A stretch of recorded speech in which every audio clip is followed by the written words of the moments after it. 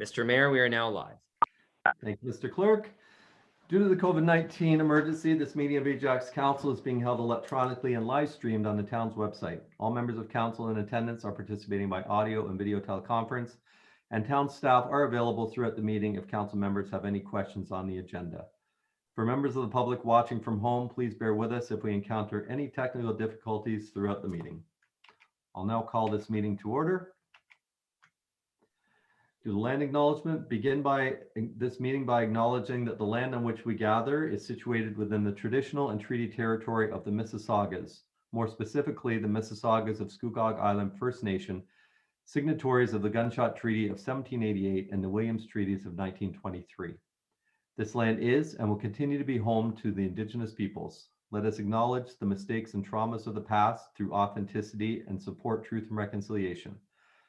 Let us engage and celebrate Indigenous communities by being leaders of action in acknowledging the United Nations Declaration on the Rights of Indigenous Peoples and the Truth and Reconciliation Commission's recommendations towards truth and reconciliation. Let us keep these principles close as we continue towards truth and reconciliation and as we move forward with kindness and respect as a community. Does any member of council have any disclosure of pecuniary interest? No, hearing none. Moving on to the minutes. Moved by Councillor Bauer, second by Councillor Crawford. That's all right, let me just pull this up. That the minutes of the regular meeting of council held on December 13th be adopted. Any questions or comments on the minutes?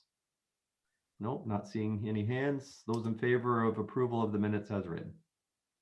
I see all hands. That is carried. Moving on to question period. Mr. Clerk, did any members of the public submit any questions or ask to speak to question period today? Mr. Mayor, we did not have any questions for question period. We did receive one piece of correspondence in relation to bylaw 3-2022, which was distributed to council this morning. Thank you. Moving on to delegations and presentations. Item 5.1, presentation collection of recyclables at Canada Post super mailboxes given by Dave Meredith, our Director of Operations Environmental Services. Mr. Meredith, or your designate whenever you're ready. Thank you, Mayor Collier. I'll just wait a moment for the presentation to come up on the screen. Essentially, this presentation is in response to a notice of motion whereby council in November directed staff to look at a pilot project for the collection of recyclables at super mailboxes within the town of Ajax. So over the last couple of months, that is what we have done. Can we go to the next slide, please? Yep. So this is the notice in terms of the resolution that was directed to staff. It was essentially having us look at a pilot recycling program, reporting back in January, so that should council decide to move forward with the project, that it could be considered as part of the operating budget in February. And as part of the pilot project, we were specifically asked to convene with the region of Durham to see if they would be a willing partner in support of a pilot project. Next slide. So as we were going through and developing and collecting background information, we looked at 3 municipalities that we did know had existing super mailbox recyclable collection services, that being Markham, Richmond Hill, and Brampton. And in each of these cases, they did provide curbside collection by a contracted service as part of the residential waste collection program. So in the region of Durham's case, Miller Waste obviously provides that residential waste collection service in Ajax. And in each case, the service delivery was weekly and it aligned with the collection dates within that residential neighborhood. Richmond Hill also did look at introducing and responding in-house services to provide recyclable collections to super mailboxes within their park system. I guess in addition to the delivery of service, there was, I guess the most common feedback from each of the municipalities was the customer service support required to support such a program. They equated it, and they're all in the general ballpark of 10 to 15% of an individual's week would look at responding to these multiple locations. And there's a number of issues that do arise when implementing this type of a program. You know, there's bins go missing on a frequent basis, so there's a replacement of the bins. There's a lot of illegal dumping. There's litter. There's garbage collection generally associated with each of the locations where there's a recycling location. There's contamination, predominantly pet waste in and around, if not within the waste stream itself. And then obviously follow up and interaction with the contractor. So we've had the follow-up conversations with the region of Durham to talk about each of those particular issues. Next slide, please. So what we're talking about, and this is an example where there's a total of 92 locations in Ajax, 74 that are roadside, 18 that are within the park system that we would consider to be super mailboxes. And that's obviously where there's multiple mailboxes. They're not standalone, but they are in large groups, generally between 5 and 8 individual units. We could go to the next slide, then I'll go through the inventory. What we did was we inventoried the location of the super mailboxes. So of the 92 that we've identified, 78 of the 92 are north of highway number 2. So you'll see the general majority are within our newer subdivisions. Predominantly when you look at Sundial, Castlefield, the Hamlet, Imagination in that area. And then sporadically sort of west of Westney Road, there's a number in the Great Gulf subdivision, which is in and around Telford and west of Westney Road. And you can see them scattered in other locations, some along Harwood Avenue as you go north and south from Roslyn Road. So that's the general location in North Ajax. And as I mentioned, there are 78, 61 of those would be considered along roads, 17 are the green circles, and they'd be considered within the park system. Go next slide is South Ajax, where clearly there's a difference in terms of the distribution of the super mailboxes. There are a few in the Lakeside subdivision, and then in a couple of newer subdivisions along Salem Road, north and south of Bailey Street. And as I said, there's a total of 14 south of Kingston Road, 13 are along municipal roads, 1 is within the park system itself. Next slide. So in terms of, talking to other municipalities, getting a handle on our inventory, we've had 2 meetings with Region of Durham waste staff in the month of January. The Region of Durham has indicated their contract with Miller does allow for the implementation of pilot projects.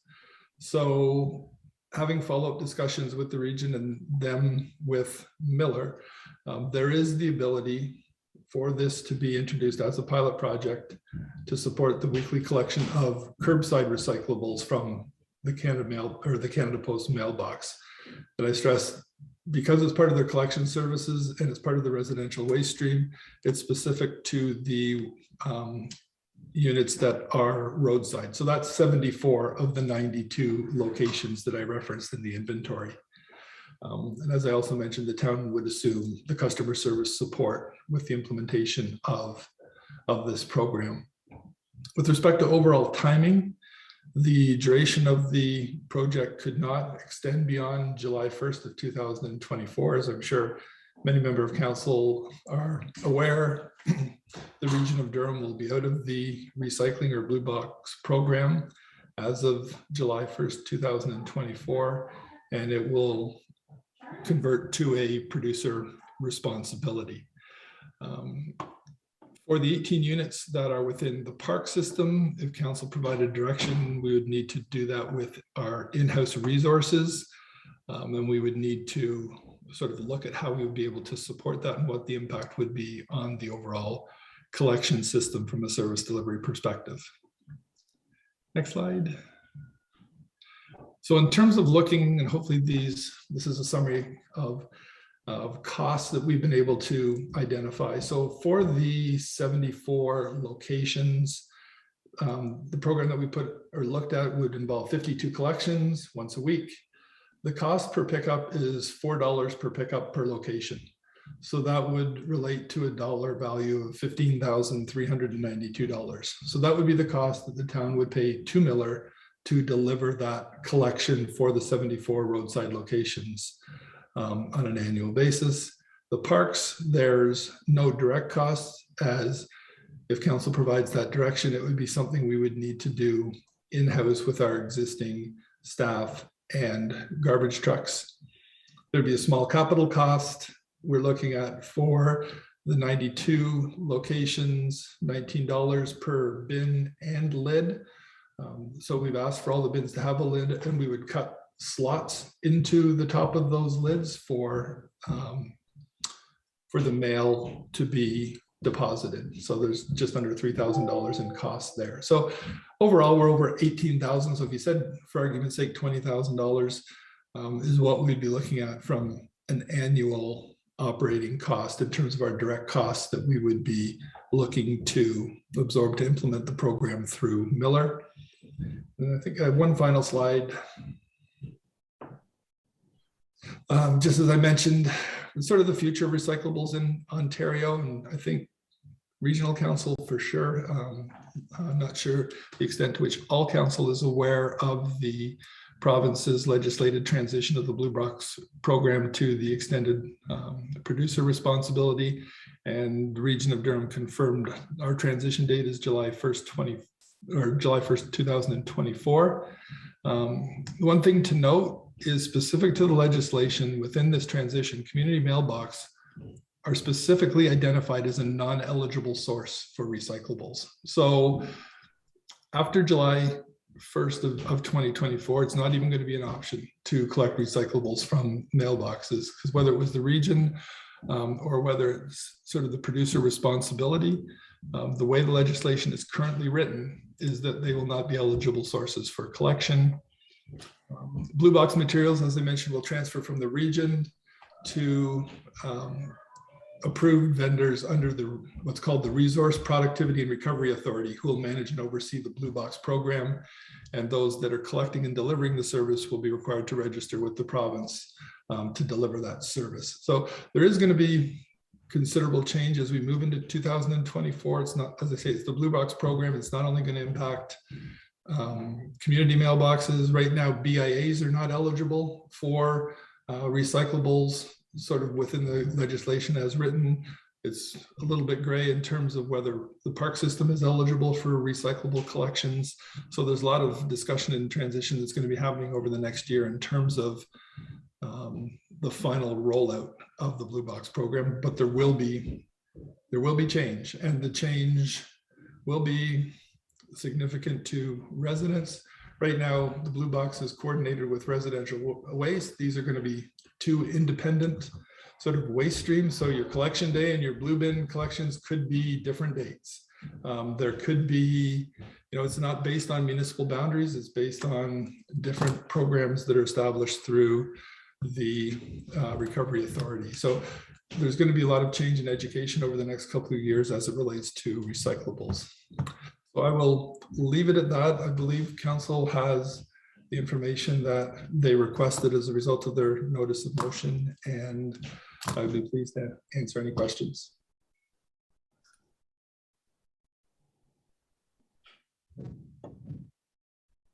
That I did it already. First question I had was Councillor Lee, then Councillor Crawford. Thank you, Chair. Through the chair to the director, our pilot project, are we imagining that's a one-year pilot project, or we're just going to go the full year and a half to July 1st, 2024? What I would suggest that we could look to July 1st, 2024, but what I would suggest is we would probably provide updates during that period, whether it's after 3 months, 6 months, what have you, just in terms of, the number of calls. Are there any issues? Do we want to continue it? If there are significant issues, then I would hope that there's opportunities to check in during the course of the pilot project. So my suggestion would be a 3 to 6 month check-in to provide our initial observations following the implementation of the program. And another thing we were hoping, so Councillor Khan and I had a ward meeting last quarter. And something that one community mailbox, not a super box, had done was just put up signage reminding residents to take their waste home with them. And they, anecdotally, they were saying that they saw a lot of positive feedback from that one notice. I guess,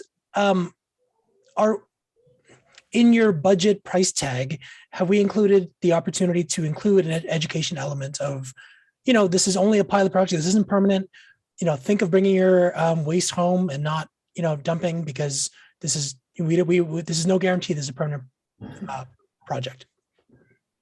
I do think that is a good idea. It is something that I know our staff have had conversations with Canada Post about posting on their mailbox. So it is something that we are in process of working and seeing if we can agree on the appropriate wording to post on their mailbox infrastructure. But signage is something that has been talked about and identified. So I would agree with that. Great. And now through the chair to the clerk, if we want to implement this project, what are the next steps? Because we have a presentation in front of us. There's no motion to move the details. Would you need a separate motion? I think we would just refer this to the budget process. That was one of my questions, Councillor Lee. But Mr. Clerk, can you clarify?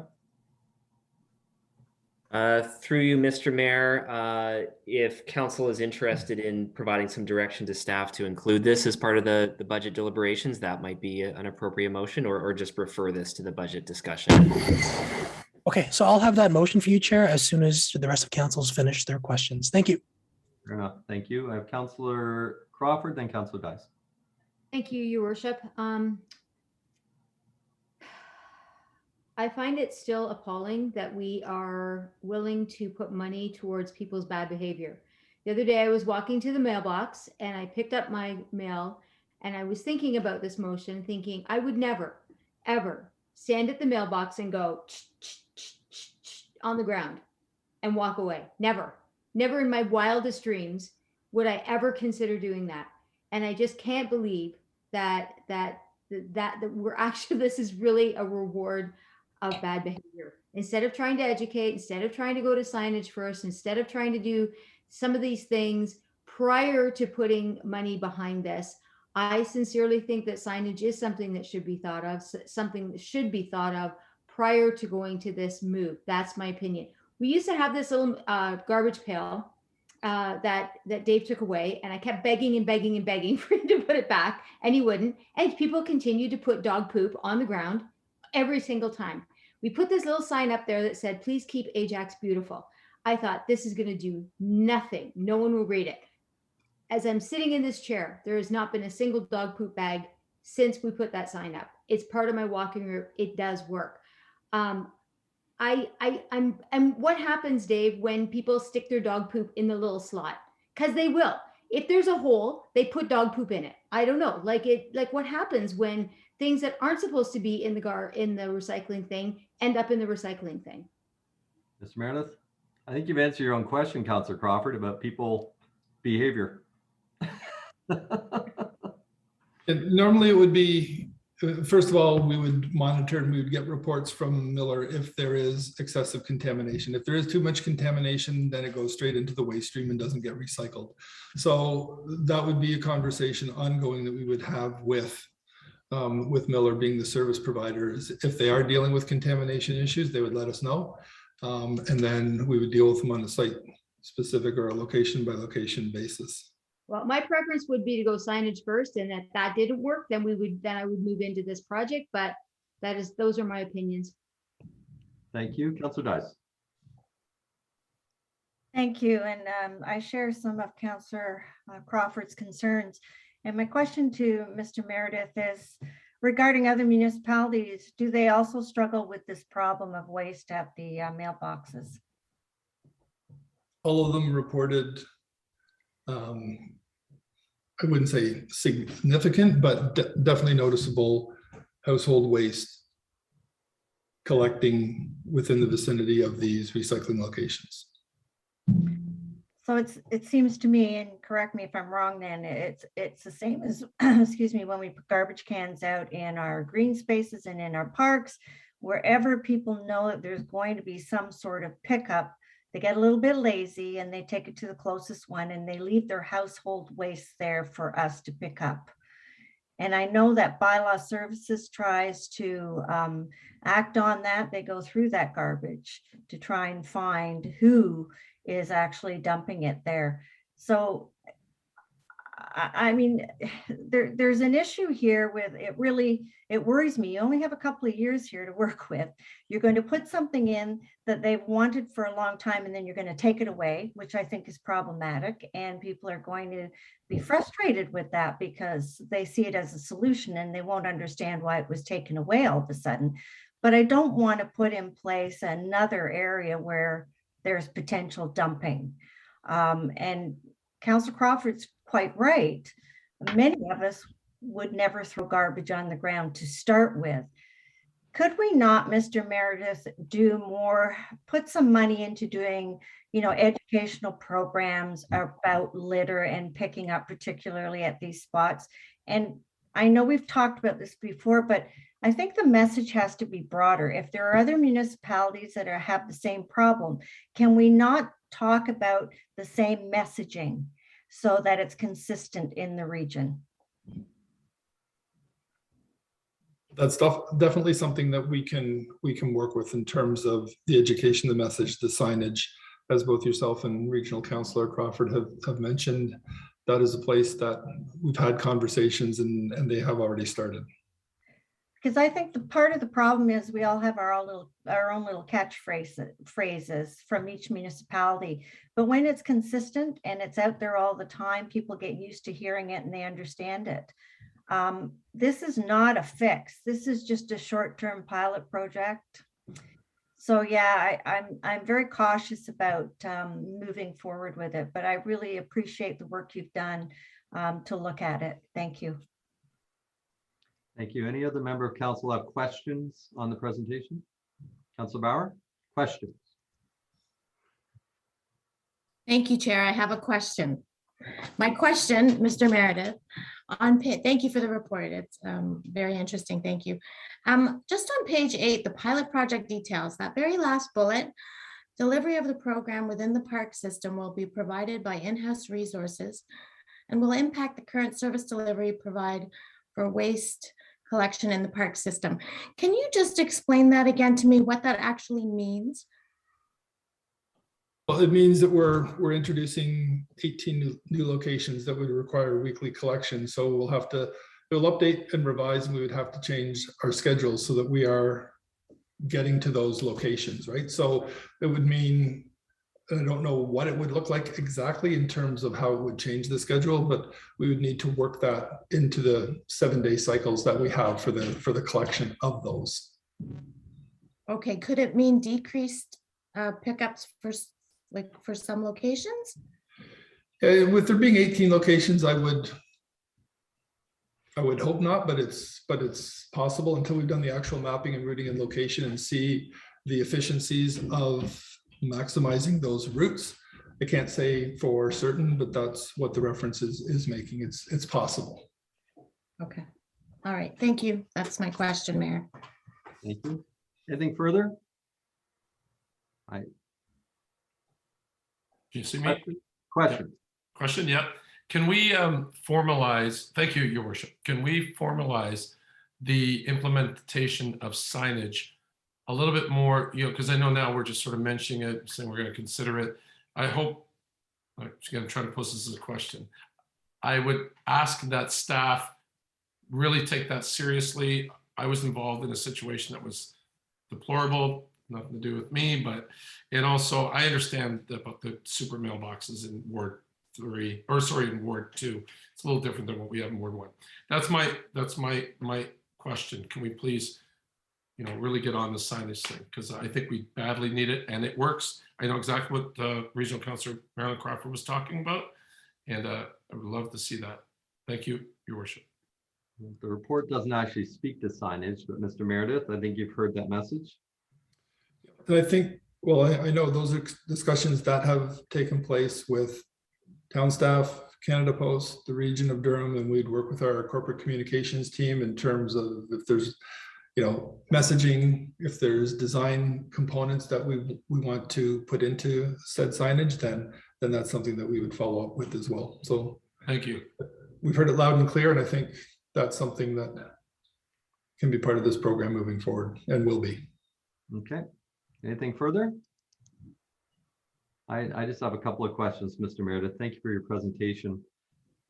We've asked for this, Councillor Lee and I requested this report because we have a problem. Okay, and with all due respect to behavior, I don't have as strong of a support of human behavior as some of my colleagues, just given what we've seen. Can you just confirm, I don't expect this 18,000, if this goes ahead, to be all new money. I imagine we're already spending a certain amount of money picking up litter anyway. So this will be a potential reallocation of some, question mark? Nope, this would all be new. We don't have a contract and we don't pay sort of Miller. We have our own services that we provide, whether they're in-house or other contracted services. But as part of this resolution, it would be all new costs. Well, I guess let me clarify. If we have an issue and you send staff out to clean up around one of these super mailboxes, that's obviously taking time, staff time and resources away from something else that we Correct. won't have to do anymore, hopefully, if we go ahead with this pilot. I would suggest we're still going to be responding to the same call volumes and the same issues. What, well, I hope not. Let's see. But what are your thoughts? I mean, I'm very well aware of the dog poop bags where the garbage can used to be, and I'm amazed every time I cut my grass in the summer, the amount of bottles and litter I pick up that people chuck out their car window as they drive by my house, because I live on a main street. So, I mean, we all know we're not supposed to do this, yet people still do it. So what are your thoughts on signage? Because I personally don't think it's very effective. People already know they're not supposed to be doing these things.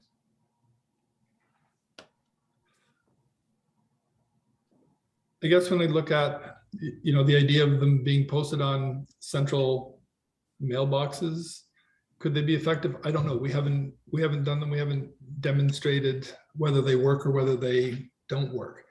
I know Canada Post had indicated a willingness to work with that. I know the region of Durham felt there could be some benefit in going down that path, but I can't say for certain that there will be a positive response or not. Okay, and the region is in charge of waste, but they're not willing to take this on. I mean, I imagine other municipalities have a similar issue. We would be the first in Durham to do something like this, so if this goes ahead, right? They did mention, and I have to recall, there is another pilot project that a municipality in Durham has engaged Miller, and they're paying for those costs directly as a pilot project. I can't remember the municipality, but there is one other pilot project in the region. Okay. Okay, so we're not alone. I won't speak to it till after Councillor Lee brings it forward, but I'm happy to second it. Councillor Lee? Yep. So the clerks and I have been just working in the background on the wording of the motion. I believe Alec has the wording, the final wording. So moved by myself, seconded by Mayor Collier, that the Super Community Mailbox Recyclables Collection Pilot Program be referred to the February 14th, 2022 GDC operating budget meeting for consideration during the 2022 operating budget deliberations. And I'd like to speak on that, Mr. Chair. Please go ahead. I mean, ultimately, I don't expect us to make a decision now. A lot of us just got the information when we got this presentation. I am very much open to the idea of signage, signage only. I think what I envision, and I hope that this motion captures that, is that, staff look at an ABC option, A being community mailbox pickup plus signage, B being just community mailbox pickup, C being just signage. That way we can, evaluate the costs and then decide as a council what we think is best. I agree with the mayor. I think it's a problem.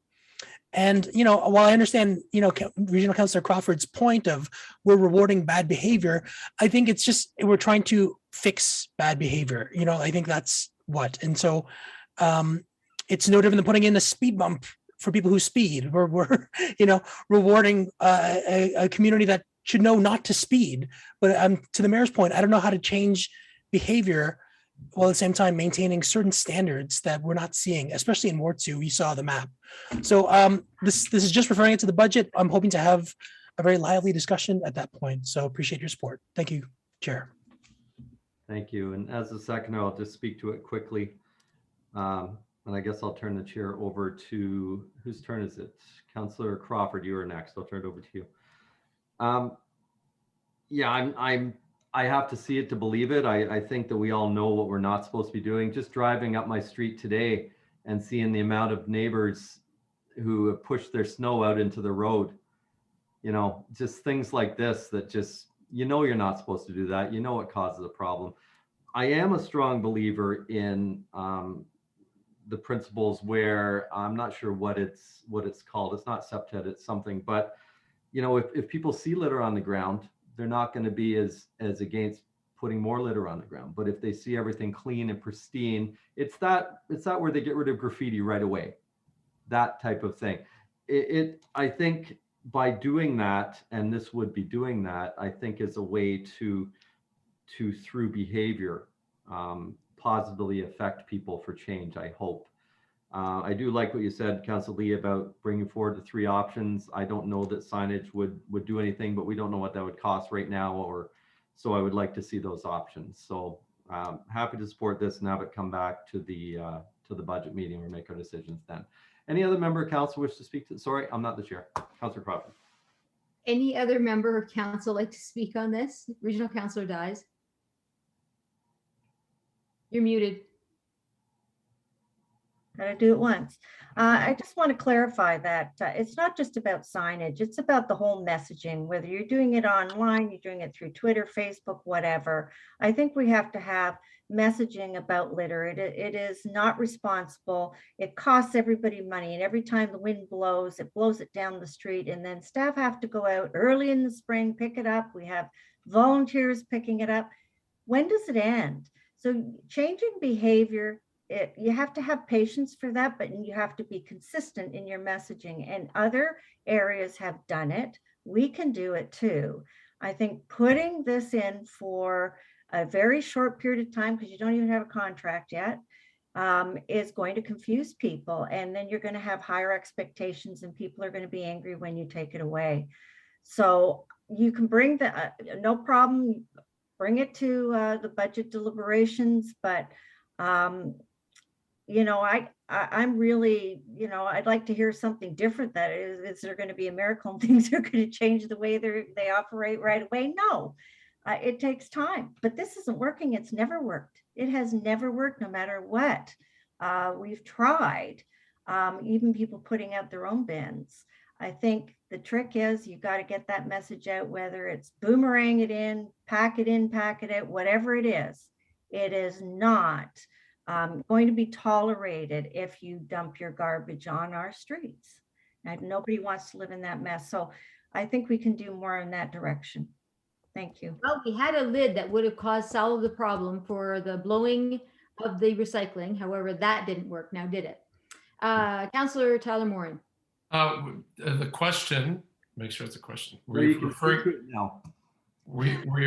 to, Mr. Mayor, to the broken window theory? Because I concur with you. Yes. Yes, I concur with you. If things are clean, they tend to stay clean. So all the best to everyone on that. Any other comments? Seeing none, we have a motion that is moved by Regional Councillor Lee, seconded by Mayor Collier. All in favor? Opposed? That carries. Back to you, Mayor. Your worship. Thank you very much. Or are we moving on? That's our only presentation. Moving on to correspondence. We have a number of pulls. I have Councillor Lee's pulled number 1, Councillor Crawford number 2, Councillor Dyes number 3, and Councillor Bauer number 8. Any other pulls for correspondence? Yes, Mr. Mayor. I'd like to also pull 1, 9, and 10. 1, 9, and 10. Okay. 1 is already pulled. Let me just go to correspondence and see what we have left. Looks like we have 4, 5, 6, 7, and 11, and 12. So on the balance, moved by Councillor Khan, second by Councillor Lee. On the remainder, those in favor of approval? Those are carried. On item 1, Councillor Lee. Thank you, Chair. I would move to endorse item 1, and I'd like to speak on it when you have a chance, if permitted. I don't think I need a seconder, do I? I think you do need a seconder. You and I were going to bring a motion to this effect, Correct. but decided we would just endorse the region one. But Councillor Khan, you pulled that as well. Do you want to second this? Yeah, I do want to second it. Thank Number you. 9, which is effectively the same thing. Exactly. So yeah, that makes it shorter. Thank Go you. ahead, speak to it, Councillor Lee. Thank you, Chair. So I ultimately think I understand the charter and the way it divvies out federal and provincial responsibilities. And I just very bluntly think Quebec's Bill 21 is wrong. And I think that it indiscriminately discriminates against certain religious symbols. And that does not speak to the Ajax principles of diversity, inclusion, equity. And more importantly, it doesn't really speak to Canadian principles of including being inclusive and being supportive. So this just says that, I'll read the therefore be resolved that Ajax Council now would be support in principle the legal challenge against the discrimination of freedom of religion in Quebec's Bill 21. And I think that is, like the mayor said, we wanted to bring this in our own way, but ultimately we knew it was coming from the region. I think endorsing this, we speak just as well. And I think it would just, it's not a big surprise. We have a large Muslim population in Ajax, and I'm sure Councillor Khan will speak to this right after me. And I think this would just send a very solidifying message that we stand in solidarity with them against all forms of discrimination. So I will leave it at that. Thank you, Chair. Thank you. Councillor Khan as the seconder. Yes, thank you, Mr. Chair. And exactly what Councillor Lee said, I want to pull this for endorsement. It's not only about the Muslim community as well. It's about for all religion that it affects their freedom of rights with displaying their symbol or their religious symbol. So I want to endorse the region's file correspondence. So that's all. Thanks. Thank you. Anybody further on this item? I don't see any hands. I'll just speak quickly. We had a very lengthy debate at the Ontario Big City Mayors about this, and that's when I notified that we wanted to bring something from Ajax. I knew we would all be very interested in bringing this and equally opposing Bill 21. But since it came to the region first, a couple of Whitby councils brought it to region first, we decided this was the most efficient way. But it's un-Canadian as far as I'm concerned, and I'm kind of embarrassed that the federal government has let this get as far as it's got and not got involved yet. I feel that's a very political decision, entirely political decision. I'm worried about votes in Quebec, but it's just, to me, completely wrong. I do absolutely support the court challenge, and I hope they win and send this right back, because I don't think anybody should be discriminated for any reason, whether it be the Muslim group or whether it be anybody that wears a yarmulke or any other form of religious expression, turban, anything that's noticeable like that. It's just completely wrong. So I'm glad to see this brought forward, glad to see this supported, and we can, I guess, vote on number 1 and 9 now at this point. That's number 1 and 9. Councilors Lee and Khan? Yes, sir. Thank you, Mr. Chair. Those in favor of endorsement? See your hands. I see everybody's hands. That is carried. Thank you very much. Next was item 2, Councilor Crawford.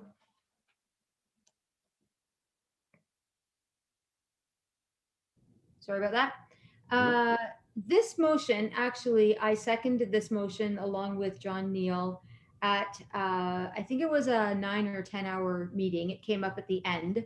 And then another councillor added into the motion about zero tolerance. So I just wanted to let everybody know on this one that we had an extensive discussion on this at Works. And the idea of zero tolerance for police is problematic. Zero tolerance in a police language means 1 kilometer over the limit, which is absolutely 100% unenforceable. And they had a real problem with the whole issue of being directed by the region to tell them how to kind of run, their speeding enforcement. When we brought this motion forward, what the intent was that there be consistency in the ASE zoning. So the threshold for ASE and the threshold for police would align. And so that doesn't always happen. Sometimes the police allow the threshold to be a little bit larger. And so Councillor Neal, his intention was that the two would align. So I just wanted to explain that I don't support the amendment the way it happened. And after the discussion that we had at Works, it even made me more uncomfortable with the actual motion. Like I said, it was a very long meeting, and this ended up at the end, and it was an add-on. It was not even a notice of motion, but the idea of zero tolerance was a huge issue when it came to the police. And so anyway, the intent to begin with was that the police threshold and the ASE threshold would be the same in those ASE zones. Anyway, so I don't think there's any real action that I'm asking for, but I felt like I wanted to clarify it. I could have held it over to the Works report or my Vision Zero report, but it was here now. So I'm hoping that you will accept that explanation. Thank you. So do you want to move that we receive that, please, Councillor Crawford? Yes. Okay. Yes. Seconder to receive, please. Moved by Councillor Lee. Those in favor of receipt of that item? None opposed. That is carried. Moving on to item 3, Councillor Dice. Thank you, Mr. Chair. And I just wanted to pull this in hopes that council would endorse this. This came forward from Chatham-Kent. It was adopted by the region on the recommendations from Health and Social Services. And it's regarding homelessness, requesting that the province and the government of Canada identify homelessness as a national and provincial crisis, and also to provide financial support for housing and homelessness programs. They want also asking for an increase in mental health and addiction services. There's a feeling out there, and we know very well that that is a big part of the problem. None of these issues are new, and we've seen this an increase in homelessness here in our own community, and set up a task force in 2019. So we understand some of the issues. So we would like to endorse this, and particularly because they're asking the province to create a cross-ministerial task force, which I think is really, really important, because it includes the Ministry of Housing and Health, Ministry of Children and Social Services. And I think that's really important because it impacts many, many different aspects of people's lives. And we need to really look into it and dig deep and find out what we can do to correct this. So they're already making amazing headway in housing initiatives in Europe. Sometimes you have to look beyond your borders, but they're doing 3D laser modular homes, which are really, really less costly than other approaches. And there's all kinds of really great ideas out there. So I think it's important because it also is connected to our economic development in our own municipalities. If you have a healthy community and a healthy workforce, you thrive economically. So it's worth the investment. And I think it's a right that every person should have to have a home. So I'm hoping that you would endorse this, and I would move that.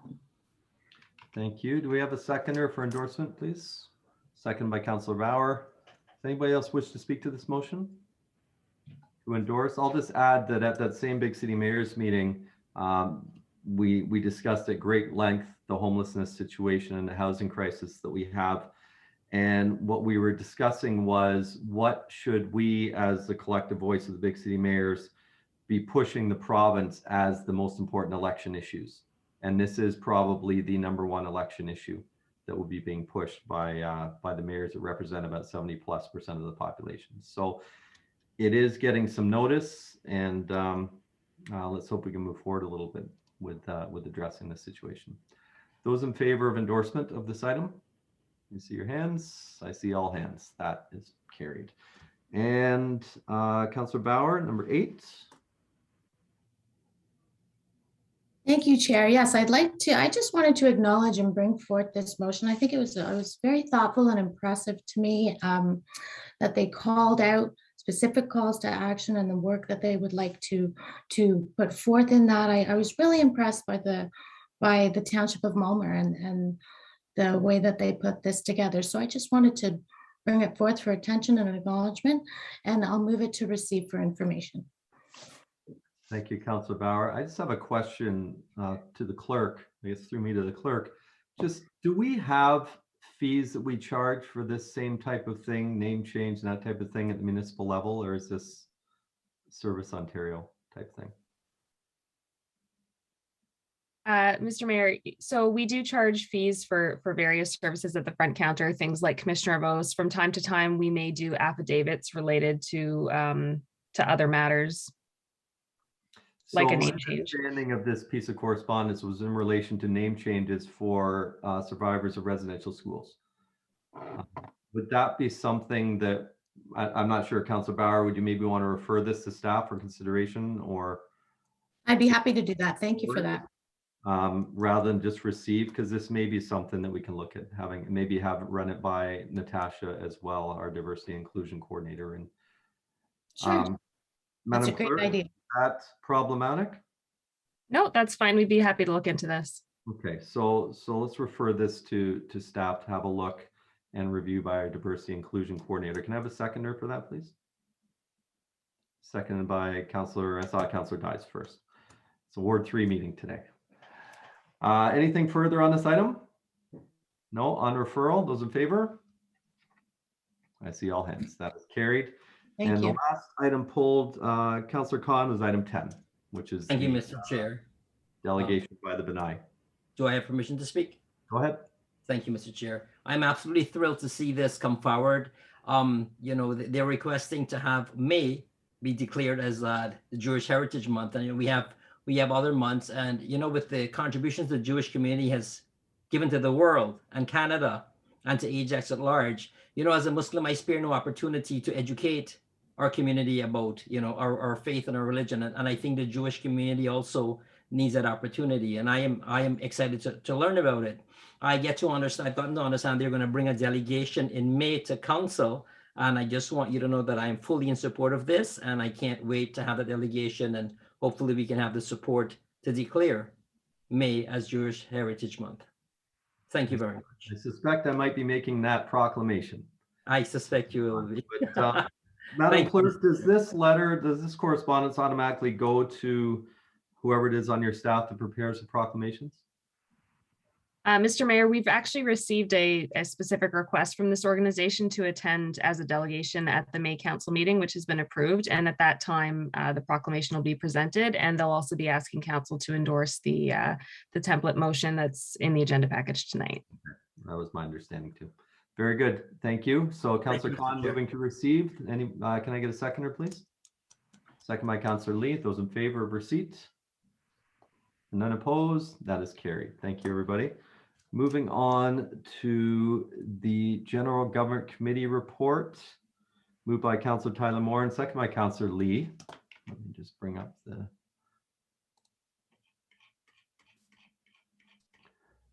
the General Government Committee report dated January 10th, 2022 be adopted. Any questions on the GGC? One of our shortest meetings we've had, by the way. No, those in favor of receipt. I see your hands. Any opposed? I don't see any hands. That is carried. Moving on to departmental reports, OES 2022-02, Durham Region's proposed study of current policy practice for street lighting of regional roads. I have the resolution moved by Councillor Bauer, second by Councillor Dies. The council endorsed the draft terms of reference and approach for the region of Durham's proposed study of the current policy practice for street lighting on regional roads, of the region's current practice with respect to street lighting on regional roads as described in the region's Works Committee report, which is attached, continue to prevail until the region's proposed study is complete and any changes are approved and implemented, in the staff report OES 2022-02 be forwarded to the region of Durham. Any questions, comments on the staff report? Those in favor of approval of the recommendations of the staff report? Any opposed? No, that is carried. Regional council reports. Do we have any regional council reports? Councillor Crawford. So the Works Department, I did sort of touch on what we talked about through Works and Visions, or sorry, it was Vision Zero on that previous motion. I did want to just mention that I found out that we are getting a new traffic PC, David Rickard.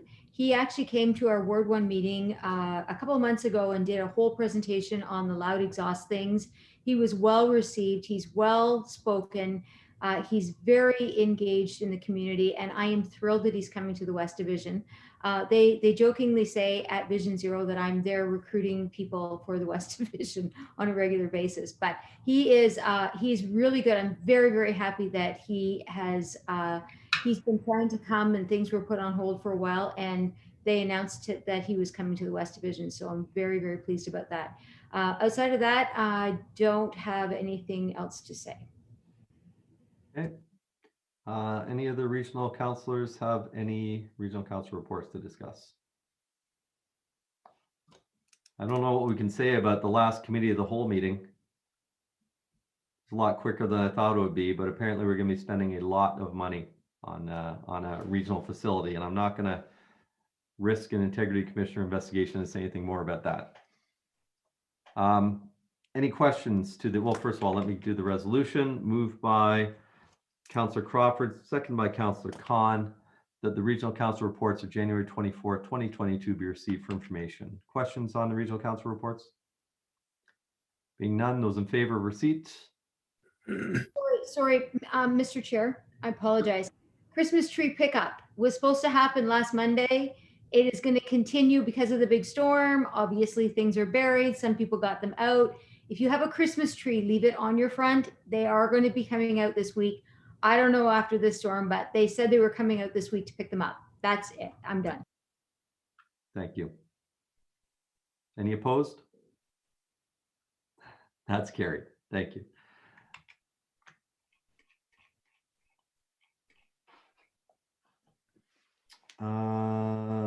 Business, oh, hold on, I'm lost here. Just one sec, folks. Let me pull up the agenda first. Okay, business arising from notice of motion. So I'll turn the chair over to Councillor Crawford as this motion is brought forward by Councillor Lee and myself. Councillor Lee, please go ahead.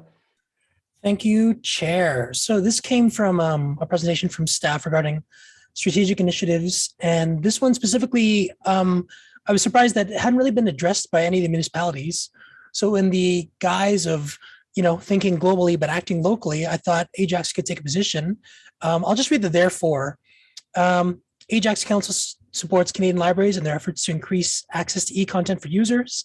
Ajax Council calls on the provincial and federal governments to investigate the barriers faced by libraries in acquiring e-content and develop a solution that increases access and fair pricing for e-content.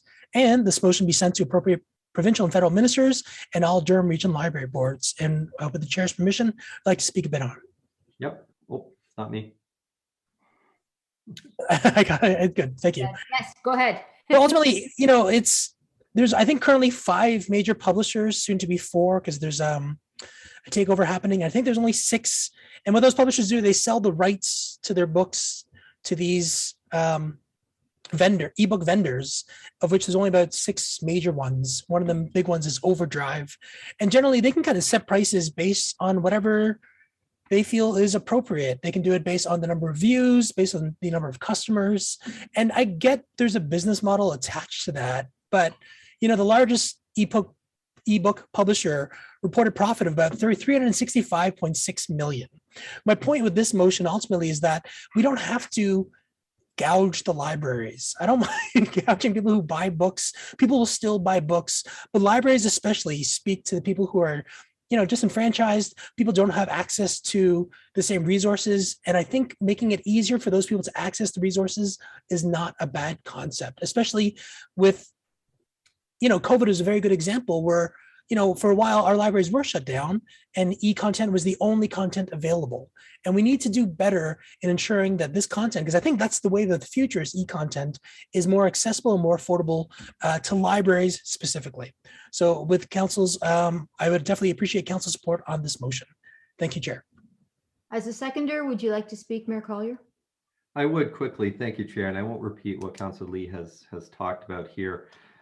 This has frustrated me for those that have been around for a while, have heard me speak of this at many budgets, the fact that you can buy a book and spend $30, $40, whatever it is, and loan that book out, and it can be read hundreds, if not thousands of times until it literally falls apart and the binding falls off. Yet if you buy an ebook, it's at a much higher price, usually double or triple the cost of the paper book. And then there's a set number of reads, and some of them are quite low, like under 100, I think. Then they all depend, which to me is just fundamentally wrong. There's no cost. There's what's the word I'm thinking of? The mind cost to create it, of course, but as far as binding it, producing it, distributing it, all those costs are much, much less. Not to mention, in Canada, we are constantly subject to a pretty often unfavorable currency exchange, which especially right now is hitting our libraries at a 30+% in some cases increase over the last couple of years in cost, because it's all in US funds, and the currency exchange gets us in a big way every time. To me, that's not the way to encourage people to use our libraries and get this information. And it's something, I think, especially given COVID, and as Councilor Lee said, more and more people are accessing these services now. It's a real disincentive and a cost that we have to pass on to the taxpayers. So I would like to, of course, have this looked at, and anything that we can do to support that body that is promoting this, hopefully we will do. Thank you, Chair. Is there any other questions or comments from council? Councillor Tyler Morin? Thank you, Chair and Madam Chair. And I'm glad this motion came forth. I'll support it 100%. It's creative. It's sort of, a little bit over there, something different, and I think it's relevant. I love the library and the e-content. Just want to make that so good on you guys for finding this and bringing it out. Thank you. Any other comments? If not, we have a motion before us. All in favor? Thank you. That passes. Over to you, Mayor. Thank you, Councillor Crawford. Next, we have a motion to suspend the rules of procedure. This requires 2/3. Moved by Councillor Tyler Morin, second by Councillor Bauer, that the rules of procedure be suspended in order to introduce bylaw number 05-2022, being a bylaw to amend the town's zoning bylaw in relation to application Z5/18 submitted by Fieldgate Bailey Salem Developments Limited. No debate on this. I need to see your hands. Those in favor of suspending the rules, please raise your hands. 1, 2, 3, 4, 5. Say that's unanimous. Thank you very much. That carries. Moving on to the bylaw. We have moved by Councillor Lee, second by Councillor Crawford, that bylaws, wait a minute, is that the right one? Sorry, 1 second. Yeah, fire route 600 Harwood, sorry.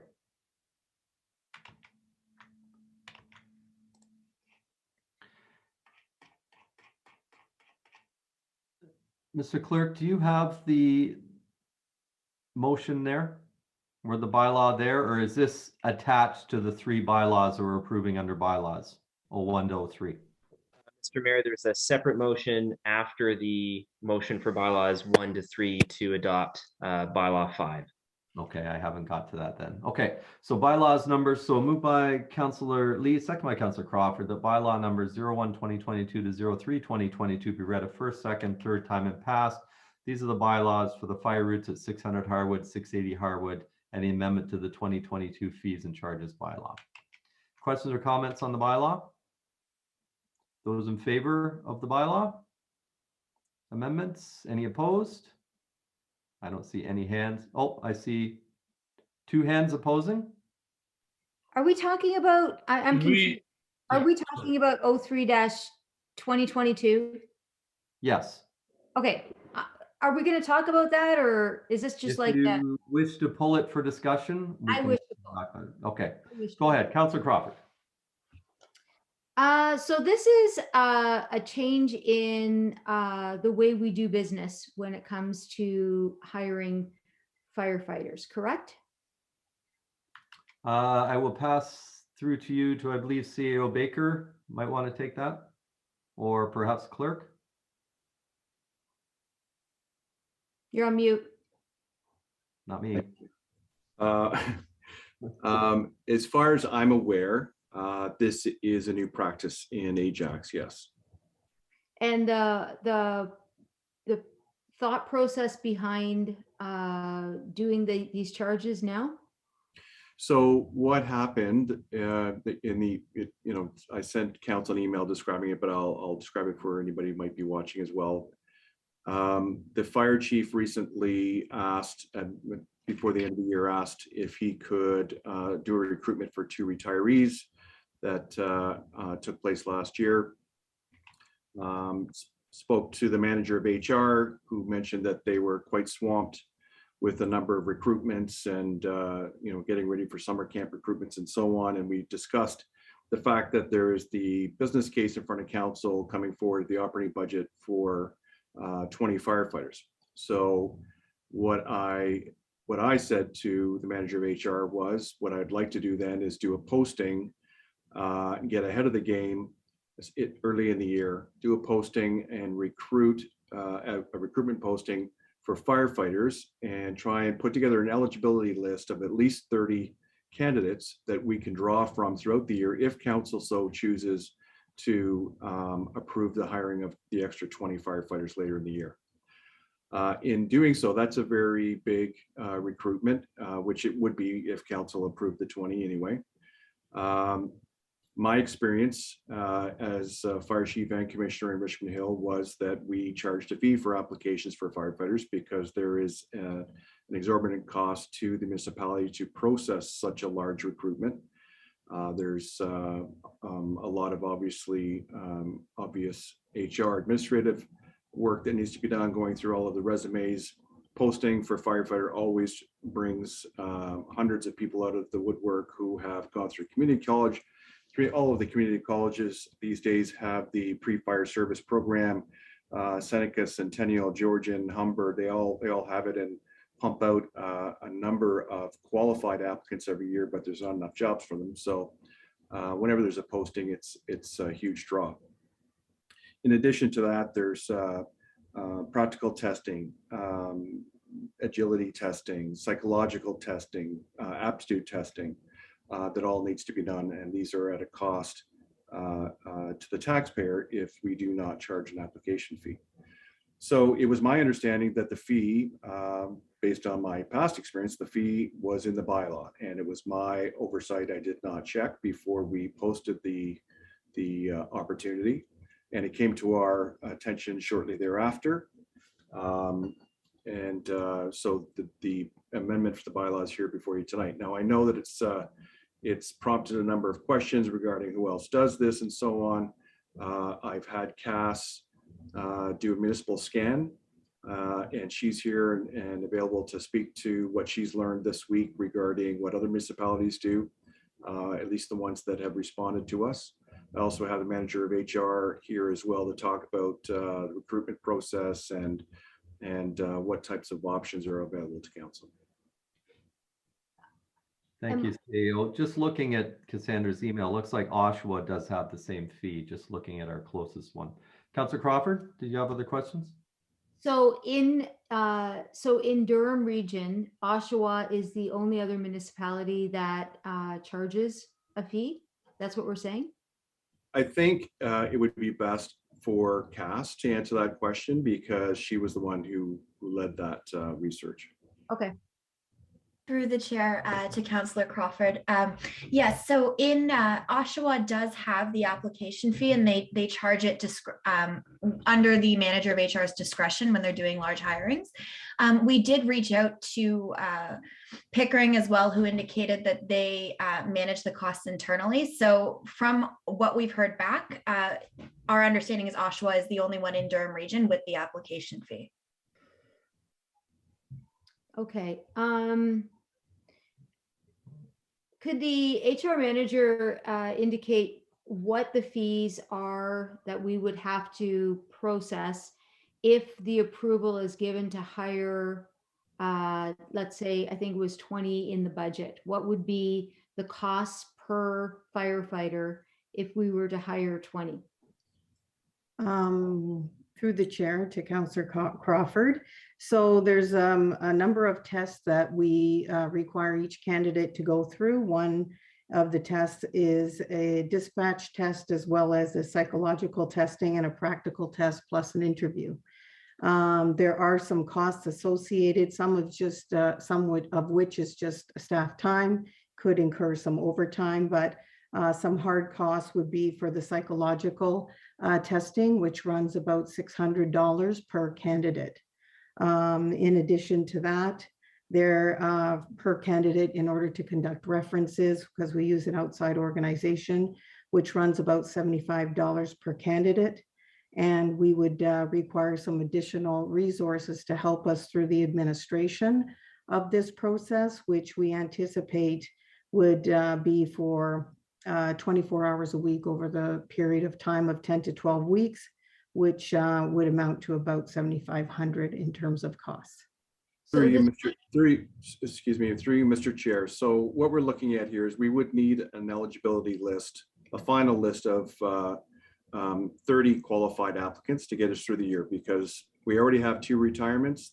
If council approves 20 more and we get more retirements this year, we want to make sure that the process covers all of our needs for this year.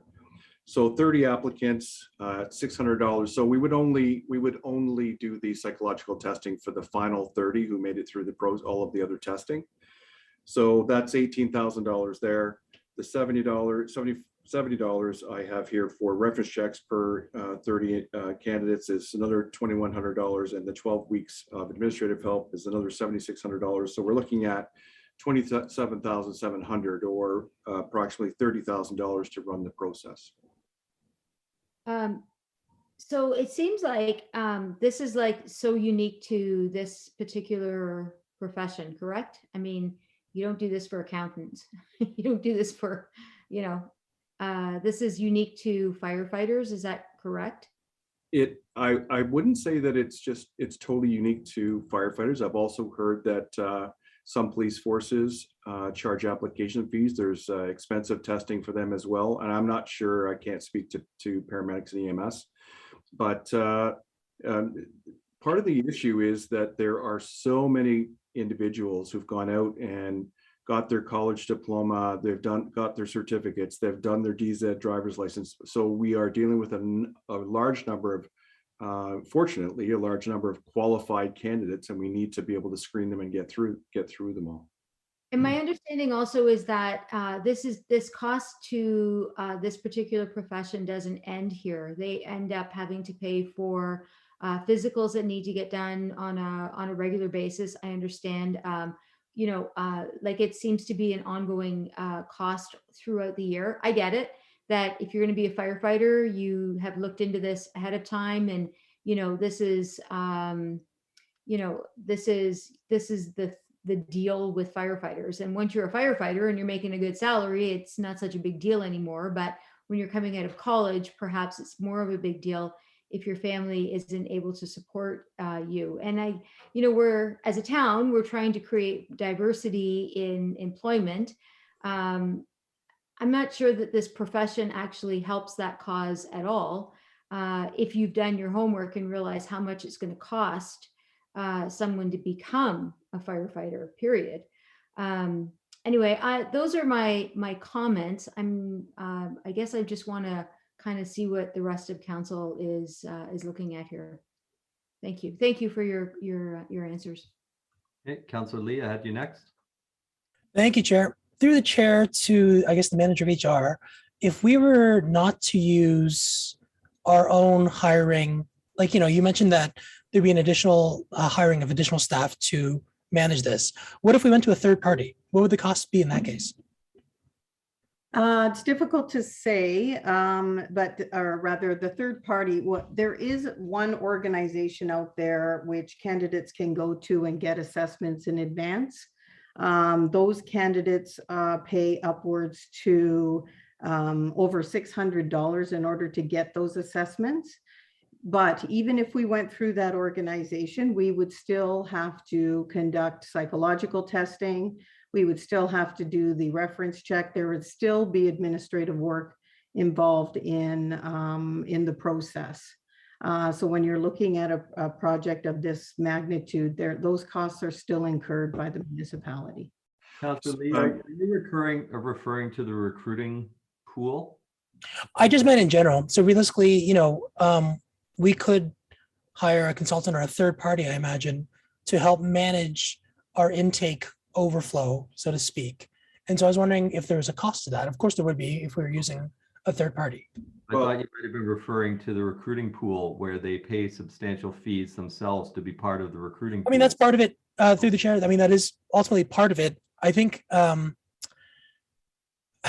know, to answer Regional Councillor Crawford's question, I think $100 is a very reasonable amount to pay in this instance.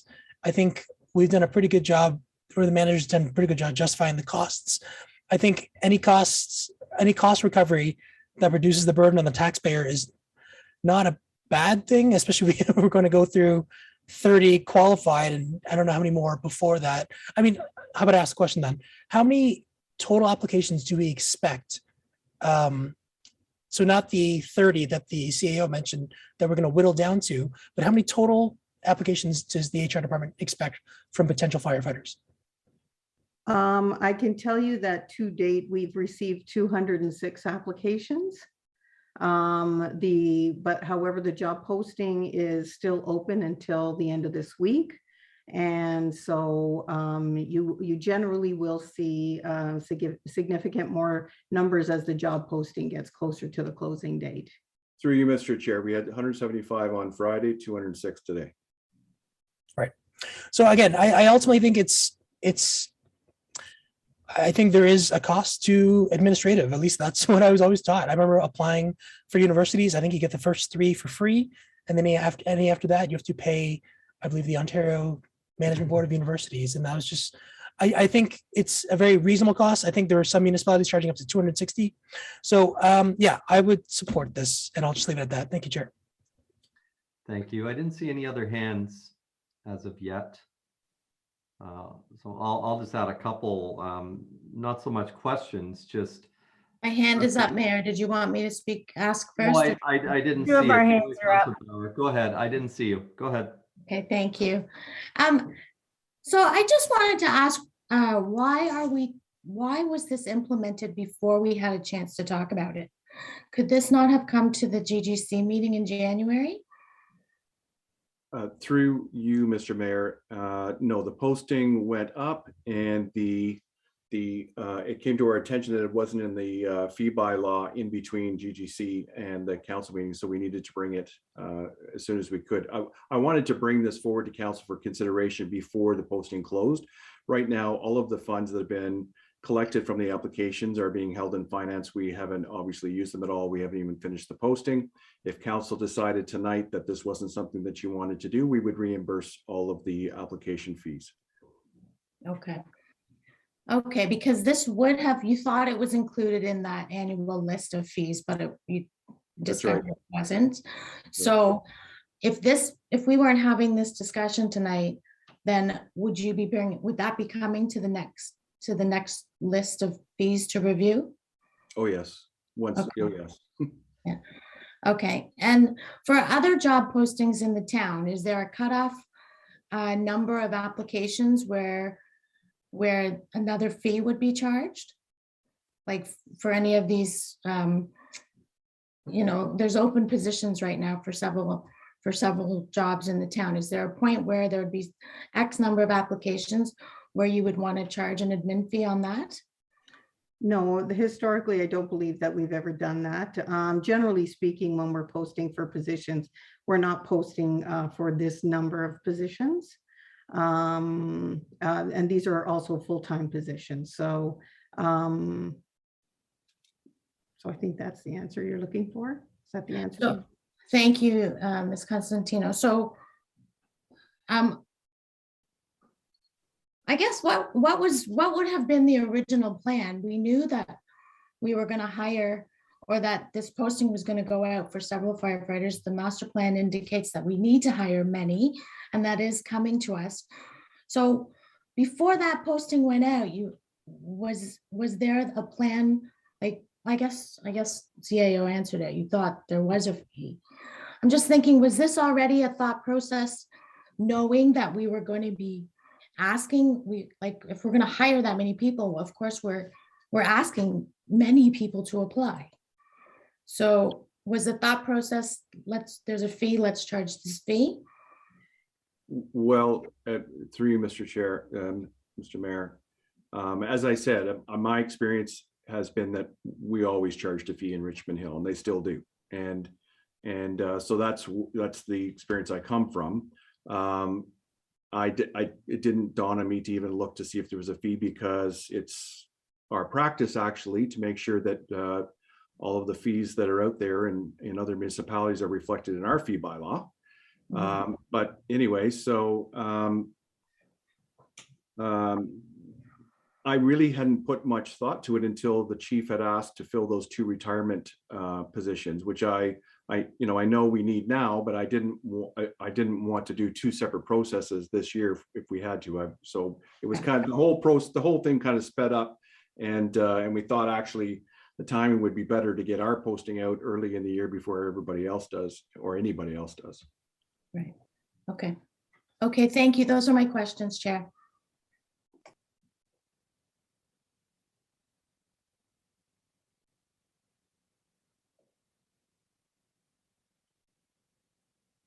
You're on mute. I'm on. Go ahead, Councillor Dyes. I was saying, Councillor. I'm starting to flap my arms around. Thanks.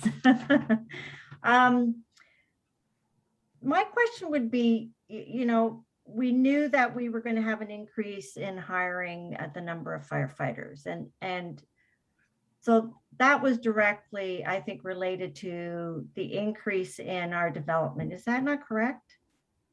In the town's development, the population is growing, we're intensifying, there's a whole bunch of things happening here. Why do we need the increase in firefighters? Oh, well, through Mr. Chair, not to get into a whole debate again about the fire master plan, but as you heard last year, the fire master plan was presented to council in 2014, which did recommend that, but they were not approved by council. And we redid the fire master plan last year and brought it forward. And now business case is coming forward to you in the operating budget. Right. So we know our community is growing, and we know that we have to look at increasing the number of firefighters in our community, which, through population growth and development should should cover those costs. That's what growth is all about. That's what DCs are all about. That's what we know as our communities grow, we have to grow with it. And I know other communities do have this fee. Obviously, we've seen that today. But have they not had any complaints about not being inclusive to applicants who are coming forward? Because for some people, it would be a deterrent. The cost is a deterrent when they've gone through the cost of the educational process to get there. Have they not experienced in these other municipalities concerns with that? Well, I'll let Mary Lou answer that in a second, but having been a firefighter, when somebody commits themselves to becoming a firefighter and they spend $15,000 on the community college and thousands of dollars on their certificates and however much it cost me to do my DZ license, all of those things are required to get you just to be able to put an application in. Those are minimum requirements because the competition is so great. Then I think you could ask any firefighter who finally got on whatever fire department they're on, and they would tell you that, yes, they paid an application fee to be able to get that job. And when they're committed to do it, the application fee, they understand. The municipalities have to spend money on the testing. In some of the information, and I again, I think it might be, time well used if Cass was to show you what she found as well, where some municipalities charge for an application fee to cover the extra administrative support, but then also make the applicants pay for the testing. So there's, there's a number of different ways that municipalities deal with these extra costs, but I'll let Mary Lou answer that question. I don't believe we received any concerns or complaints from individuals saying that they are feeling that they cannot afford the fee. And if they told HR that, I think HR would respond. Absolutely. So through the chair. So we do indicate on the posting that anyone who requires an accommodation, or if anyone has concerns about the application process, that they can contact us through HR. And so certainly if that would happen, we would speak to that individual to try to better understand what that circumstance was and review that on a case-by-case basis. Thank you. I'd like to speak to it when the motion's on the floor. Thank you. It is on the floor. You want my opinion right now? Sure. You're calling a vote? No, my hand's up. I'm going to speak to it first, but you're free to speak to it at this point. It's not a motion on the floor. Well, I have concerns about it. I have concerns the way it's played out so quickly. Yes, there's a cost to this, but it's not like any of the other hiring that we do at the town. And it goes in waves also. We've had times where we've had a huge flood of applications for postings, and then other times it's not so big. This is different in that we're having to hire we're looking at hiring a lot of firefighters at one time. And it's almost like a penalization in that case.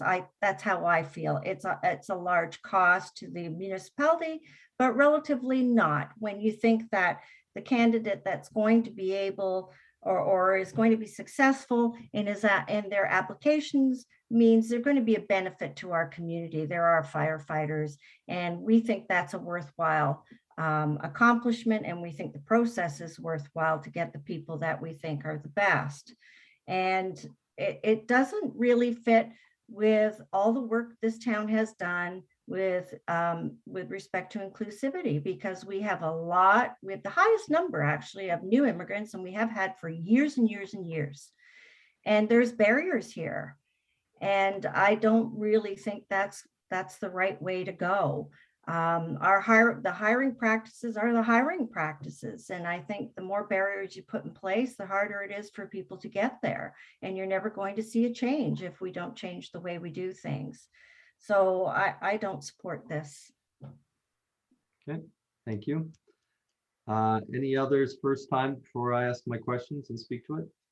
I have my hand up, Mr. Mayor. Okay, Moore. Thank you. I just want to get some numbers straight. So it's $100 to apply plus HST, $113 for men or women to apply. Is that for all 216 or 206 that are on the books right now, or is it just for the whittled down 30? Everybody, I believe.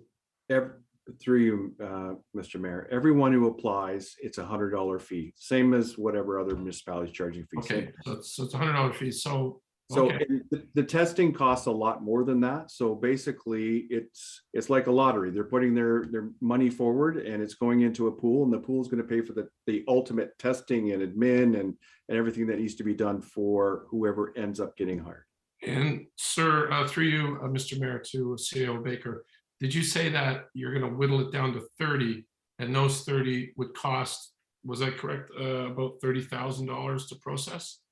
Yes. So I'm gonna stop this line here because I don't want to get down the road to something we might do during budget about the master plan. Let's focus on this report, which is the fees and charges bylaw, not whether or not this council will make a decision in 30+ days whether to hire more staff, because they're not the same. This is about the fee for the 2 firefighters we're hiring now. Okay. So go ahead.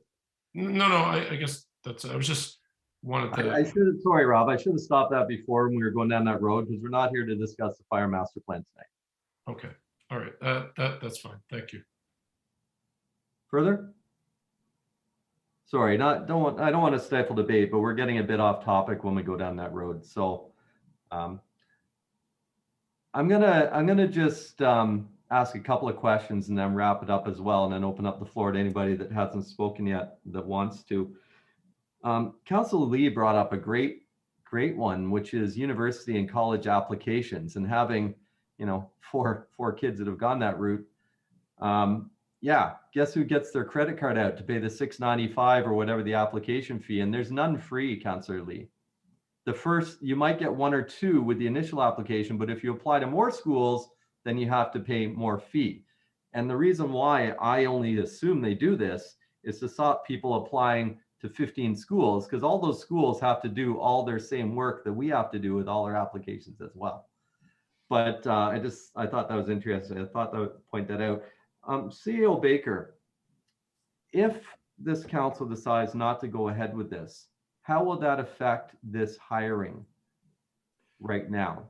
Because I know you're looking to do more than just the two that we're currently doing, but what would happen if we decide not to go down this road? Well, through Mr. Chair, to be clear, what we're looking to do is put an eligibility list of 30 qualified candidates together, hire the two retirements that are currently vacant right now. If council approves the extra 20 in the budget, then we will be able to draw them from the list. And if there are any other retirees or individuals that leave the fire service, we can pull them from that list as well. If council decides tonight not to approve the bylaw, then we will reimburse the funds. We will pull the posting. I'm not going to continue forward with the process and spend $30,000 when I don't know if council's going to approve the extra firefighters or not yet. Okay, and that was my understanding as well, because again, this could have farther reaching repercussions than just not allowing this. This could affect, if we wanted to go ahead in a month and make that next choice, it could make it a much longer and in fact more expensive process potentially. I haven't spoken to them, but I understand you and some others have spoken to the representatives from the Ajax Professional Firefighters Association. And my understanding is they don't have an issue with it. The president simply said that this is a cost of doing business and it's the same everywhere and they don't have an issue with it. Is that correct? I didn't speak to him personally. Through you, Mr. Mayor, I believe he spoke to Faye in HR, so maybe Mary Lou can. Yeah, through you, Mr. Chair. Yes, through you, Mr. Chair. Yes, the president did speak to my colleague Faye Caliste, and he did indicate that, yes. So the association doesn't have an issue with it. To the Firefighters Association, this is standard and cost of doing business. That's correct. Okay, that was my understanding too. I'll just speak to a personal thing quickly. You know, I've got a few kids that have applied for different jobs, and you know, one was lucky enough to get a job as a lifeguard. Another one was lucky enough to get a job as working for Parks and Rec in the summer. And the first thing they ought to do is go spend $60-something and get a police reference check done out of their own money that they don't have. Right? Then we're not talking about kids, 16, 17-year-olds that don't have the $60, which I get my credit card out again for. We're talking, you know, about people of this is the standard. And trust me, we all know of other municipalities that have followed suit of things that the town of Ajax have done first because they're good ideas. And we don't have to look too far to see that. Because we generally tend to be a bit ahead of the pack. So if nobody else is doing it in Durham or only Oshawa, I look at that as an advantage. We're ahead of the curve because generally we are. I just want to point out one other thing, and if Mr. Romanowski is on here, he will probably back me up on this, although I'm not asking this question. We are in a very, what is the word? It is very competitive hiring phase right now. And I bring up Jeff because of planning. We are desperately trying to get people in planning. And I think, Christy, if you're on this, you can speak to the new government relations person that we had to go through twice as well. People are using these as stepping stones. I'm not saying all the firefighters are, not at all. I'm just saying it's been our experience that people are using these hiring practices because they're so competitive as stepping stones. And we go through the whole process and we spend all the money, and then we make an offer to the person, and the person takes that offer back to their current employer and uses it for more money or a promotion or something like that. So we've gone through the whole process as an organization of posting, of vetting all the things, of going through our consultants, of doing the whole hiring process, only to start again. And I can list off at least 3 that I'm aware of in the last month and a half that we've had to do that. So I don't think those costs should be borne by the Ajax taxpayers. And if we have a pay to play, I'll call it, just something that was just brought to my attention, then yeah, because that means if somebody's going to put the $100 down, they're serious. Hopefully, it's not a lot of money in the big picture, especially considering what a firefighter makes. But it's at least giving. They got a bit of a dog in the fight when it comes to this, and we're not funding the full amount only to turn around like we have in some other areas. Not saying here, but in other areas, and having to start the whole process and incurring all the costs again, because some of those applications that we've gone through weren't there legitimately looking for the jobs. They were there to further their job at another organization. So I just thought I would put that out there, because a lot of my council colleagues may not be aware of that's been happening, but it is happening. And Mr. Baker and Mary Lou, maybe, I don't know, back me up on that, but that to me is enough for us to put this in place. It's not a lot of money for somebody that's potentially going to be making 6 figures as a firefighter for Ajax. It's a pretty darn good place to work.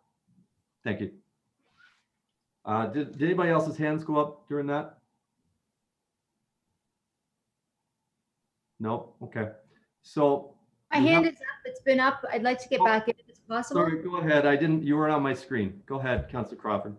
I think, if you're looking at $100 by itself, it's not a lot of money. But the reality is that they're not just applying here, they're applying at all the municipalities. They've got 600 plus, maybe 1,000 graduates happening out of colleges and universities currently, with maybe 300 positions available out there. So yeah, it's a very competitive market. So they're not just paying $100 to come to Ajax. They're paying $100 to come to Ajax. They're paying $200 to go somewhere else, $600 to go somewhere else. Like, they're paying out all to many different municipalities in order to get a job. That's what they're doing. And maybe that is the cost of being a firefighter. I don't get it. I don't think I understand it. And I think it's a huge barrier for individuals to become a firefighter, period. I don't understand it. So let's say we get 500 applications. We collect $100 from each of those people, that we only are going to whittle it down to a small pool, and then none of those people get their money back. So does that just stay in our coffers? Sorry, folks, I'm back. I had to lock, my computer just died, so I'm on my phone. Who can answer that? Through you, Mr. Mayor, I anticipate that based on the numbers we have now, that we hopefully will have enough applicants to be able to pay for the process. I don't anticipate 500 applications. Can you just confirm with me? I noticed that Richmond Hill has a 106 application fee. I don't understand why it's not even. Is that for the application fee, or is that for the aptitude test? The $106 fee. The reason why it's 106 is because they have an MPI, municipal price indexing process. So the amount goes up every year, and the fee is for exactly what we would be using it for here. It's a one-time fee. It's not extra for the testing and so on. Could I ask Cass a question, Mayor Collier? Please go ahead. Ms. Cristiano, are you there? Yes, I'm here. When you were asking Oshawa about their hiring practices, is it an option for the firefighters to spend that money, or is that like mandatory, like what Ajax is trying to do? Through the chair, our understanding is that would be a mandatory application fee, very similar to what we would be looking to do here. And if it's helpful, Mr. Mayor, I'm happy to share my screen and that way we can look at the comparison if that's easier for folks. I'm fine with it. Mr. Clerk? Yes, please go ahead, Ms. Cruciano.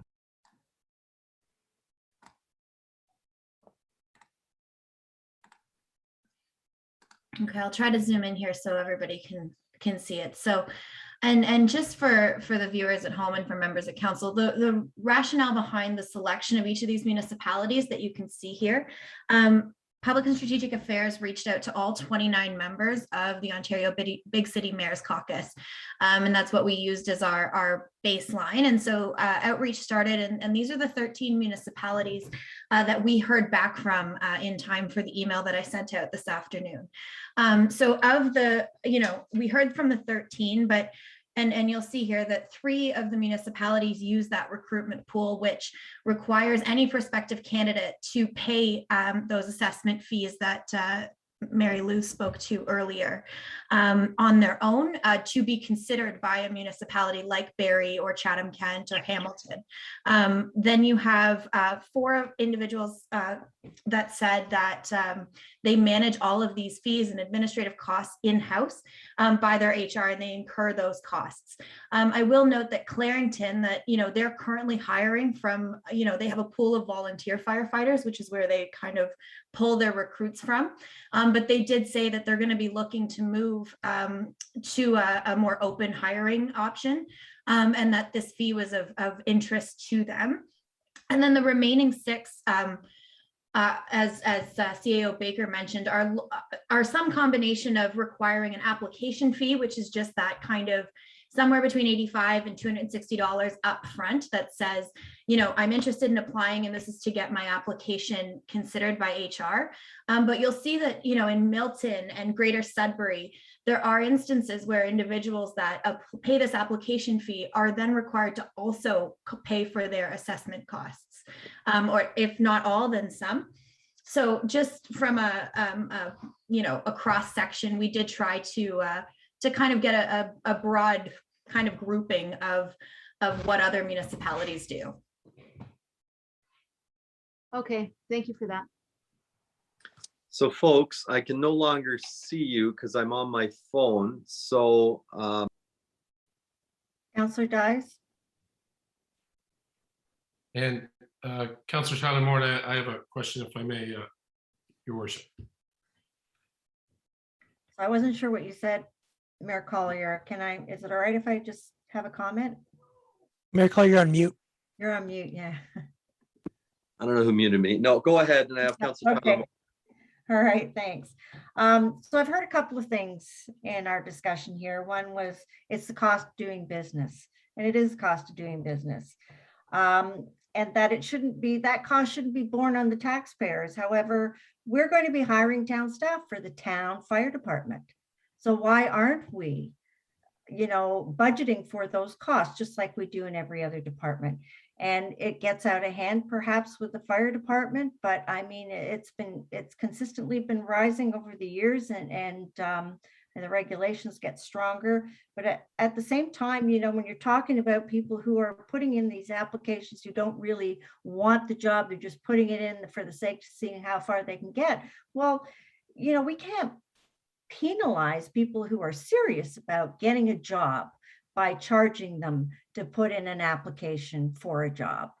And I think the timing is really wrong, particularly with COVID and so many people struggling, that we are going to charge people to get a job, to put an application in. And I think it is our responsibility as a municipality to incur the cost for hiring town staff, whatever the circumstances are. So I just wanted to say that. I appreciate it. I'm done. Thank you. Councillor Tyler Moore. Thank you, Your Worship, for letting me back in. So, Mr. Baker, I have so much respect for you, and it's advantageous that we have that you've been a firefighter and a fire chief, I believe. So your perspective is completely unique. So I just want to get straight what you said there the last time you spoke. you're saying that if somehow if this doesn't go through, it's going to compromise the process? Like you're saying, can you repeat that, or maybe, what were you saying? So what I tried to explain early on when I first started speaking was that the fire chief came to me and asked to fill 2 retirement vacancies. Right. Went and spoke to HR. They are, very stretched right now with trying to fill recruitments throughout the organization. And we discussed, okay, well, there is a business case in front of council to be debated for 20 new firefighters. Why don't we do a posting now, trying to get ahead of it? And then if council approves those 20, then we can pull them from the eligibility list and it'll already be, hopefully already be complete or almost complete. If council doesn't approve the fee tonight, then I'm not going to continue forward with that process right now until I know whether or not council is going to approve those 20 firefighters.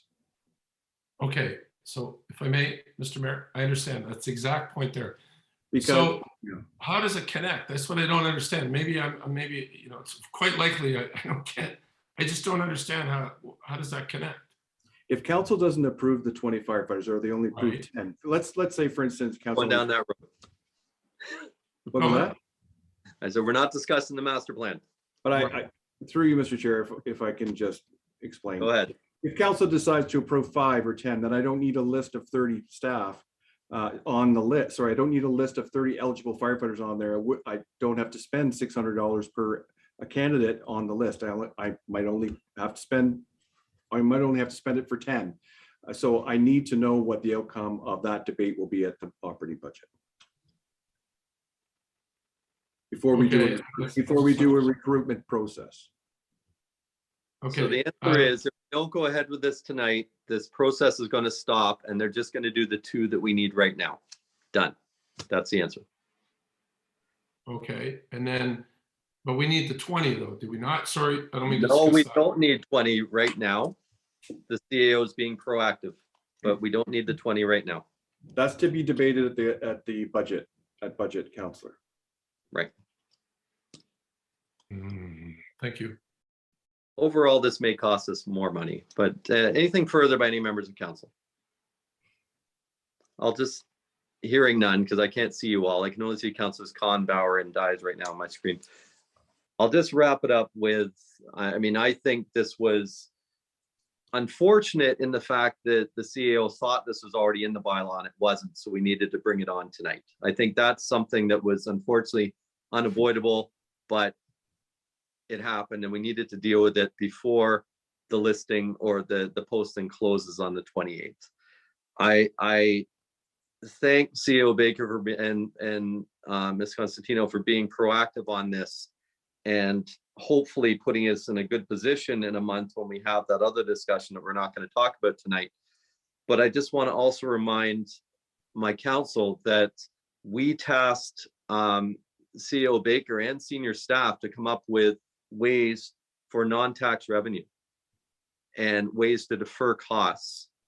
And this is an area that has proven to be quite expensive and a way that they've come around, which is pretty standard. And I'm sure we're going to see becoming more and more and more standard as we move forward, because other municipalities are looking at ways to cut their costs too, especially whoever mentioned COVID. I mean, there's some municipalities that are in some really big deficits right now that are going to be looking for every way to do it. And I'll just circle back to college university. If we talk about whether it's proper or not, I would think that would be definitely an area where you wouldn't want to be dissuading people because of money to apply for something. And those application fees are much, much, much higher, but probably just as competitive. But I think this is the right way to go. I don't have a problem with it. The simple fact that the Professional Firefighters Association president has said he doesn't have a problem with it, that's good enough for me. So I'm happy to support it. Recorded vote, please. Yeah, recorded vote's been called. So let's do this. Can we separate? Because I don't think anybody has a problem with number 1 and 2, right? So can I get somebody moved that we separate 03-2022 and we vote on the first two first? Because I don't think anybody has a problem with the fire routes in 600 and 680 Harwood. Is that, Mr. Clerk, is that fine? Mr. Mayor, that's fine. We don't need a motion to separate. Any member can simply request that it be separated. Let's separate out items 01-2022 and 02-2022, fire route for 600 Harwood Avenue South and fire route for 680 Harwood Avenue South. I can't see everybody, but those in favor of those two bylaws, please say yes. Yes. Yes. In favor? Anybody opposed to those two bylaws, please say no. No. Who said no? I did. I said no. I'm Oh, not a Councillor, okay, Councillor Khan says no for the fire route. Okay. Now on the third item, which is 03-2022, the first two passed. On the third item, the amendment to the 2022 fees and charges bylaw, which is a $100 application fee for the fire services. Recorded vote's been called by Councillor Lee, Mr. Clerk. In favor or opposed, Regional Councillor Lee, In favor? Councillor Tyler Morin, Opposed? Councillor Bauer, Opposed? Councillor Crawford, Opposed? Regional Councillor Dyes, Opposed? Councillor Khan, opposed. Mayor Collier, That's in favor. Okay, so that one is defeated. The other two are carried. Moving on to our next set of bylaws. I have moved by Councillor Dyes, second by Councillor Bauer, that bylaws number 01-2022, sorry, wrong one. That bylaw 05-2022 be read a first, second, third time and passed, which is the one we relaxed the rules on for the Fieldgate development for the zoning bylaw. Do we need any discussion on that? Okay, hearing none. Those in favor, please say yes. Yes. Yes. Yes. Yes. Any opposed? None opposed. That carries. Is there any notice of motion? No. No. Say yes if you have notice of motion. No notice of motion. Any new business or announcements? Yes. Yes. Go Crawford. ahead. On. Councilor Tyler Moore, I heard you first. Go ahead. Thank you, sir. Your worship, I may be stepping on Marilyn's toes, but we have a discussion tomorrow night, Ward 1 community meeting. You can come and meet with Marilyn and I. It's virtual ward meeting. It's Zoom. And if you want the information, that's January 25 at 7 p.m. online via Zoom. Registration is required. You can get the information on the Town of Ajax social media or Marilyn's social media or my social media or by email. Hopefully we get a good turnout. It's always great. Thank you. Thank you. I think I heard Councilor Khan next. Thank you, Mr. Chair. Thanks to Regional Councillor Crawford. She alerted me to this last night. Thanks, Marilyn. Cassidy and Company has done their awards, and it's called the Building Industry and Land Development Association Award. And the year 2000 award for Best Community happens to be a Ward 2 area called Nottingham, which embraced me when I came off of the airplane at Pearson. This is where I moved to, and this is where two of my children were born and my family is being raised. So I'm very proud to know that Nottingham has won the, let me just read it exactly what it is. It is the Best Community of the Year for Nottingham. So tribute community. So I just wanted to bring that out, and I want to congratulate the Nottingham residents as well. Thank you, Ward 2, and thank you, Nottingham, and thank you. This is my speech, acceptance award speech. Thank you, Cassidy and Company. Congratulations, Regional Councillor Lee. Thank you, Mr. Chair. Thank you. Councillor Crawford, I think I heard you next. I think that Rob Tyler Morin and myself are the bravest councillors of all to be doing a community meeting after 2 snowstorms. Just going to throw it out there. Anyway, I did want to mention that ASE cameras are up. They are installed. I wanted to find out if they're actually operational from Director Romanowski. Mr. Romanowski, are you on the call? I believe one is Councillor Crawford, but it's in testing mode right now. And the other two are in delay because of supply chain issues, but is anybody from planning on the call? I'm here, Mr. Mayor. Please go ahead. To Councillor Crawford, yes. One's installed, it's in testing mode. Should be completed at the end of this week. And that's on McGill, and the other two, the locations are escaping me right now, but they're delayed due to supply chain and the Omicron. And also there were a number of units throughout the GTA that were damaged over the last 3 or 4 weeks. So refurbishment works on those have taken some precedent with regards to the ASE cameras. Great. Thank you so much. Thank you, Mayor. Thank you. Those are the only voices I heard. Is there any other announcements or notifications? Great, Notices? thank you, Chair. Councillor Bauer. Okay, Bauer, then Lee. Thank you, Chair. I just wanted to remind folks to check their mailboxes this week because the ward newsletters will be sent out and delivered to your mailboxes for each ward. So enjoy. That's it. Thank you. Thank you. Councillor Lee. Just a reminder, because next month's council is late, Councillor Khan and I will have our community ward meeting on the 22nd of February, which will be after operating budget. So I argue that is just as brave as Councillors Tyler and Crawford. Secondly, Cultural Expressions is having their Black History Month celebration, which I'm sure all of Ajax is excited for. That is on the 5th of February.